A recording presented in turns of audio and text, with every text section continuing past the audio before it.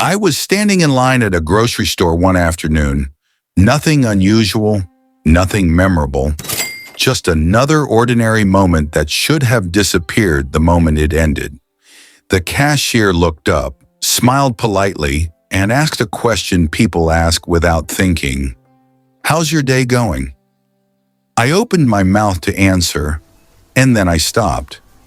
Not because I didn't hear her, not because I was distracted, but because for the first time, I didn't know what to say.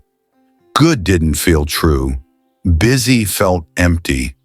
Even fine sounded dishonest the moment it formed in my head. So I stood there for a second longer than normal, long enough for the silence to feel noticeable, long enough for her to wait. I finally said something simple, something safe. "All right." She nodded and moved on to the next customer, but that question didn't move on with her. It stayed with me. Not because it was deep, but because it wasn't. It was small, ordinary, harmless, and I couldn't answer it honestly. That's when something uncomfortable became clear. I had answers for big questions, career questions, responsibility questions, plans, goals, schedules. But I didn't have an answer for a simple one. How is your day? Somewhere along the way, my days had become hard to describe. They weren't bad. They weren't dramatic. Nothing was falling apart.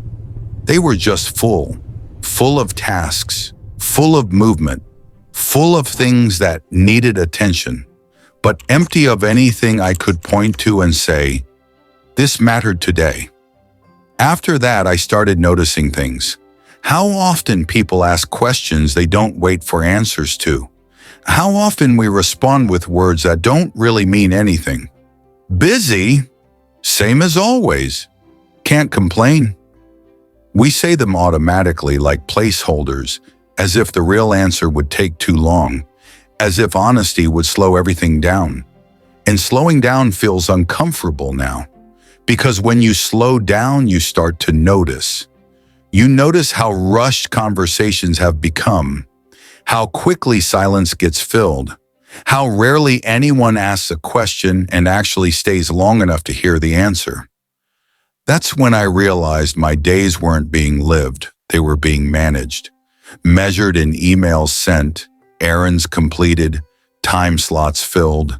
Everything was handled, everything was efficient, and nothing was felt. The strange part is that this didn't happen suddenly. There was no moment where life changed direction, no clear before and after.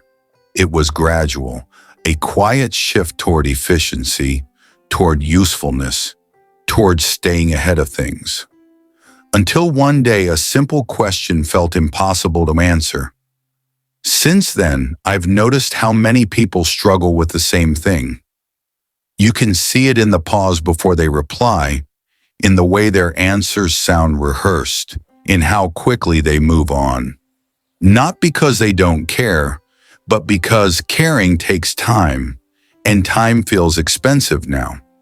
We're taught how to plan our lives, how to optimize them, how to stay productive, but no one teaches us how to describe a day that actually felt real. A day you'd want to remember, not because something big happened, but because you were present for it. That question at the grocery store didn't change my life.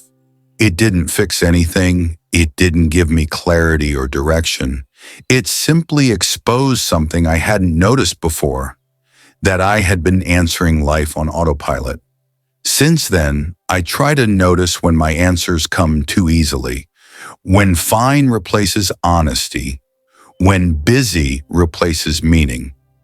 Not to correct it, not to fix it, just to notice. Because sometimes awareness is the only thing that interrupts the routine. And maybe that's enough. Maybe the goal isn't to have perfect answers. Maybe it's just to pause long enough to realize when a simple question deserves more than an automatic response. And maybe that's the part we miss most. The small questions we rush past because they feel unimportant. We think the big moments will define our lives, so we wait for them, plan for them, prepare ourselves for something meaningful to happen. But meaning doesn't usually arrive like that. It shows up quietly in moments we treat as routine. A short conversation, a pause we didn't take, a question we answered too quickly. When a simple question feels hard to answer, it isn't asking for honesty from others. It's asking it from us. And sometimes noticing that discomfort is the first real pause we've taken all day. Not to fix anything, not to change everything, just to be present for a moment longer than usual. Sometimes that's enough to make a day feel real again.